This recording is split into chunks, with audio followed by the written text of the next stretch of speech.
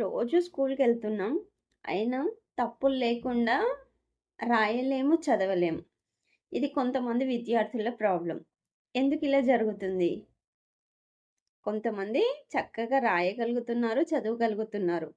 మరికొంతమంది ఏది రాసినా తప్పులు. సరిగ్గా తప్పు లేకుండా చదవలేకపోతున్నాం. మరి రోజు స్కూల్‌కెళ్తున్నాం కదా! ఎందుకిలా జరుగుతుంది?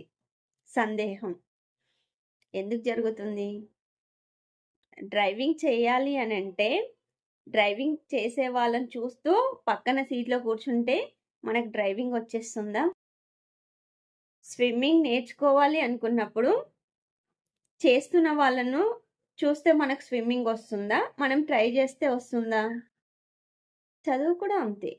మనం ప్రాక్టీస్ చేసినప్పుడే మనం పర్ఫెక్ట్ అవుతాం. ఎప్పుడైతే ప్రాక్టీస్ చేస్తామో అప్పుడు మనకొస్తుంది.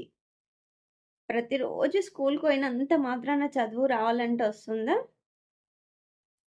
మనం ఏం చేస్తున్నాం స్కూల్‌లో ఒక ఏదైనా ఇప్పుడు ఉదాహరణకి ఒక ప్లేస్ ఇదెక్కడుంది అనంటే, పలానా చోట ఉంది అనే అడ్రెస్ మనకి ఎలా అయితే చెప్తారో ఎవరైనా, చెప్పినప్పుడు మనం ఏం చేస్తాము? ఆ అడ్రస్‌కే వెళ్తాం. అలాగే స్కూల్‌కి ఎందుకెళ్తున్నాము అనంటే, ఒక దారి మాత్రమే మనకక్కడ చూపిచ్చేది. నడవాల్సింది మనమే. మన గమ్యాన్ని చేరాల్సింది మనమే.